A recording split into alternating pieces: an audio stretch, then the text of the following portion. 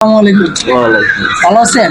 আলহামদুলিল্লাহ। এই যে একটা গণদর্শন হয়েছে যে একটা মেয়েটাকে দেখা মনে হয় অল্প বয়স, তিনটা লোক নাকি গণদর্শন করছে, কিন্তু মেয়েটার ছবি দেখা মনে হয় সে সুন্দরভাবে বসে আছে এবং সুস্থ মানুষ এবং হাসি খুশি, কিন্তু মাস্ক পরা। এটার রহস্যটা কি আপনার কাছে আমরা জানতে চাই। এদের রহস্য, মেয়েটাকে যদি দর্শন করে থাকতো অবশ্যই সে হাসপাতালে থাকতো, অথবা তার লজ্জায় তাকে মুখ দেখাতে পারতো না, যে নয় কান্নাকানি করতো, সে অবশ্যই তার দর্শন করা হয় নাই। আর বিশেষ করে তার দর্শন যেরকম করার দরকার সেরকম হয় নাই। আসলে ওই শালাকে লিঙ্গ নাই, হ্যাঁ গেছে আর আইছে, এই যদি মেয়েটার সেরকম হয় নাই। আজ মানুষের সামনে নয় কেমনে মুখ মানে হাসিটা থামড়াতে হবে, তাদের একটা মানে কি ঈদের মতন খুশি হয়েছে, তার দর্শন করা হয় নাই। আচ্ছা, এখানে একটা মানুষে যদি ওরকম যদি একটা মেয়ে হইতো ভদ্র ঘরের, সেই মেয়েটা হোক বোরকা পরা আর বোরকা ছাড়া বা যেভাবেই থাকুক, তার গায়ে টাচ করলেই তার চোখে পানি টলটল করবে এবং সে কান্না করতে করতে ক্লান্ত হয়ে যাবে। কিন্তু এই মেয়েটাকে নাকি তিনজন দর্শন করছে, বরঞ্চ সে সুন্দরভাবে বসে আছে এবং মাস্ক পরে আছে এবং মুখে হাসি, দেখে মনে হয় সে একটা অন্যরকম ফিল নিতেছে। কিন্তু এরকম যদি হয় তাহলে বাকি যেই মেয়েরা, এদের কি হবে? আর একটা মেয়েকে যে আপনি বিয়ে করবেন, এরকম যদি দর্শনকারী একটা মেয়ে এরকম হাসি খুশি থাকে, তাহলে আপনি কাকে বিশ্বাস করতে পারবেন? মানে কাকে বিশ্বাস করা সম্ভব? কারণ তিনজন দর্শন করার পরেও যদি তার মুখে হাসি থাকে, তাহলে দর্শন ছাড়া মেয়েদের কি অবস্থা হবে? আর আমরা দেখে বুঝবো কেমনে যে এই মেয়েটা পরিপূর্ণ আছে? বা কারণ আমরা দেখছি দর্শন করলেও হাসে, এখন কি দর্শন না করলেও কি হাসি খুশি থাকে নাকি, এই বিষয়টা জানতে চাই। এটা এখন একমাত্র মেয়েই বলতে পারবে যে দর্শন কিরম কি করছে। আর বিশেষ করে মেয়েটাই নিজের ইচ্ছায় দেশে দর্শন, আর নয়তো মেয়ে কেমনে সামনে এরকম কথা বলতে পারে? এ তো মনে করেন যে তার ভবিষ্যৎ সামনে, সে বিয়ে শাদী করবে, অথবা দেখে মনে হয় অল্প বয়স, সে বলতেও পারতো ভাই ক্যামেরাটা অফ করেন ভাই, এরকম একটা কাজ হয়েছে আপনারা সবাই জানাচ্ছেন, সে বলতে পারতো, কিন্তু না, সে নিজের ইচ্ছায় দেশে। আজ ধরা খাইছে বলে তার দর্শন হয়েছে, মানে ধরা খাইছে বলে দর্শন হয়েছে।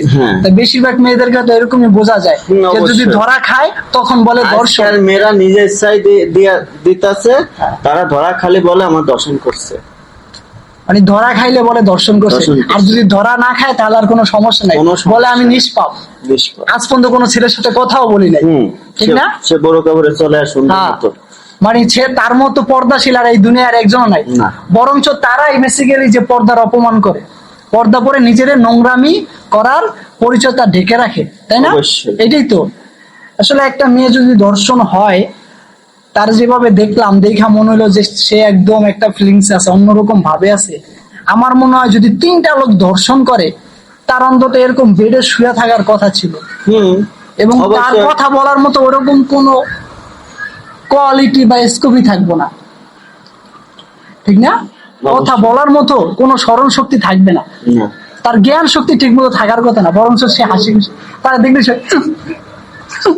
চোখ দিকে মানুষ বুঝে মিডিয়ার সামনে মজা লাগছে, ঠিক অন্যান্য মেয়েদের সমস্যা হইতেছে। অবশ্যই এই বিষয়ে আপনি শেষ কি বলতে চান? মেয়েদের কি করা প্রয়োজন এই বিষয়ে? আমি চাই ওই ছেলের তিনটে শাস্তি না, মেয়ের শাস্তি দেওয়া উচিত। মেয়ের শাস্তি দেওয়া উচিত। ওরাই দেশটা ধ্বংস করতেছে, এই নোংরামি কাজ করে পোলাপান খারাপ মানাচ্ছে ওরাই।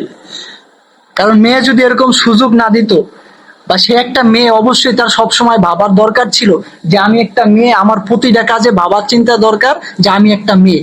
আমি যদি রাস্তা দিয়ে হাঁটি তখন চিন্তা করতে হবে আমি একটা মেয়ে। ওই তিনটে পোলা যদি তারা দর্শনই করতো, তাহলে তারা পারতো তারা মাইরে ফেলাতে, কিন্তু তারা কিছু করি নাই।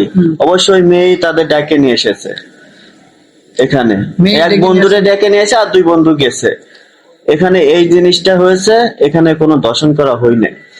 যাই হোক, আসলে দর্শন করা হয়েছে কিনা এটা মেয়ে সবচেয়ে ভালো জানে, কিন্তু তার যে মুভমেন্ট, এটা দেখা মনে হয় না যে সে দর্শন করা। কারণ একটা দর্শনকারী মেয়ে কখনোই এই মোডে থাকতে চায় না, থাকতে পারে না।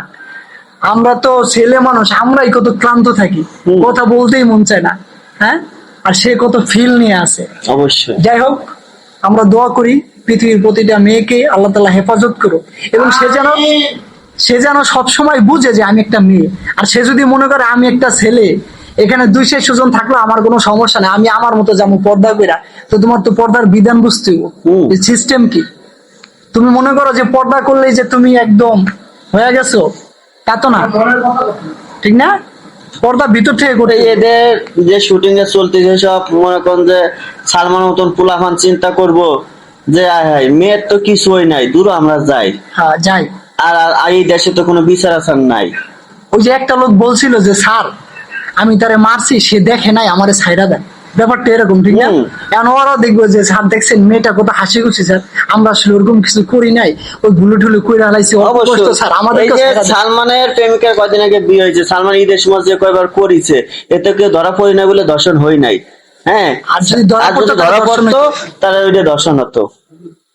আসলে এইটাই, ওপেনে করলে এটা। দর্শন আর গোপনে করলে ভালোবাসা। এটাই। যাই হোক, ঠিক আছে, আপনাকে বলার জন্য অসংখ্য ধন্যবাদ।